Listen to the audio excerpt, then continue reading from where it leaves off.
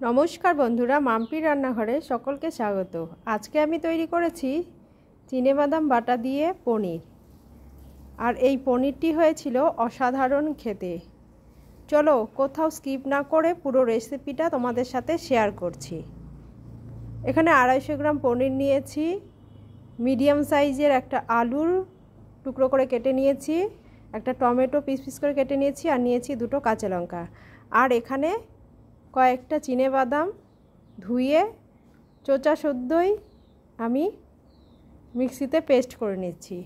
তোমরা চাইলে খোসাটা ছাড়িয়েও নিতে পারো, আমার কাছে সময় ছিল না তাই আমি খোসা শুদ্ধই পেস্ট করে নিয়েছি। পেস্টটি রেডি হয়ে গিয়েছে। এবারে আমি ওভেন জ্বালিয়ে কড়াই বসিয়ে তাতে অল্প তেল দিয়ে প্রথমে পনিরগুলোকে ভেজে নিচ্ছি। পনিরগুলো ভাজা হয়ে গিয়েছে। এবার জলশুদ্ধ পাত্রে ভাজা পনিরগুলোকে তুলে রেখেছি, যেটা আমি বরাবরই করে থাকি। ওই অল্প পরিমাণ তেলের মধ্যে আবারও কিছুটা তেল দিয়ে দিয়েছি, দিয়ে ফোড়নের জন্য নিয়ে নিয়েছি শুকনো লঙ্কা, তেজপাতা, অল্প জিরে আর গোটা গরম মশলা। সেগুলোকে একটু নেড়ে চেড়ে টুকরো করে কেটে রাখা আলু, কাঁচা লঙ্কা আর টমেটো দিয়ে দিয়েছি। দিয়ে এবারে খুব ভালো করে এগুলোকে নেড়ে চেড়ে লাল লাল করে ভেজে নিচ্ছি। আর বাটিতে একটি মশলা রেডি করে রেখেছি, আদা, জিরে গুঁড়ো, ধনে গুঁড়ো, কাশ্মীরি লাল লঙ্কার গুঁড়ো, হলুদ গুঁড়ো, স্বাদ মতো লবণ আর 1-1.5 চামচ মতো চিনি। তোমরা তো সকলেই জানো নিরামিষ রান্না একটু মিষ্টি মিষ্টি হলেই খেতে বেশি ভালো লাগে।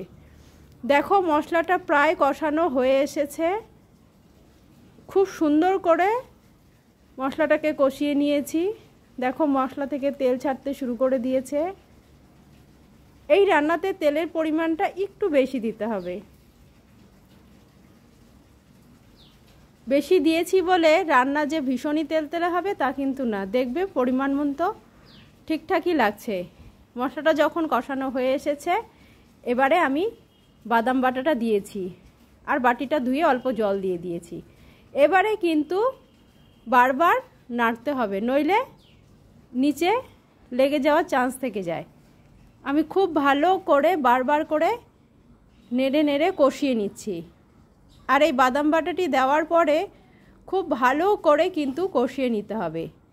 যখন দেখবে কাঁচা বাদামের গন্ধটি চলে গেছে এবং মশলা থেকে খুব সুন্দর একটা স্মেল ছাড়তে শুরু করে দিয়েছে, তখনই তোমরা পনির যে ভিজিয়ে রেখেছি জলের মধ্যে, সেই জলশুদ্ধ পনিরটা কিন্তু দিয়ে দিতে হবে। এক্সট্রা করে আর জল দেওয়ার দরকার নেই। দেখো মশলাটা আমার প্রায় কষানো হয়ে এসেছে, ধীরে ধীরে মশলা থেকে তেল ছাড়তে শুরু করে দিয়েছে। আরও ভালো করে কষিয়ে নেব। এবার কিন্তু একভাবে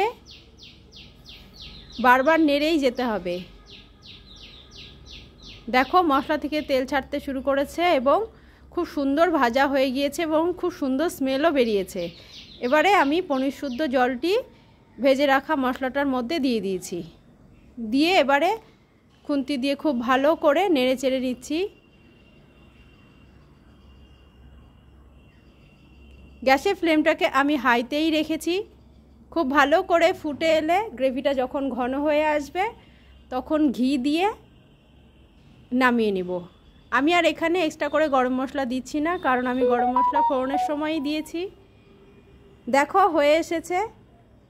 এবারে আমি ঘি দিয়েছি, গ্যাসের ফ্লেমটাকে বন্ধ করে দিয়েছি, দিয়ে এবার একটি পাত্রে নামিয়ে নিয়েছি। এটা রুটি, লুচি, ফ্রাইড রাইস, পোলাও, ভাত সব কিছুর সাথেই কিন্তু অসাধারণ লাগবে খেতে। তো আমার এই রেসিপিটি যদি তোমাদের ভালো লেগে থাকে তোমরাও বাড়িতে ট্রাই করো এবং কমেন্টে জানিও কেমন হয়েছে। আবারও দেখা হচ্ছে নতুন কোনো রেসিপি নিয়ে তোমাদের সাথে।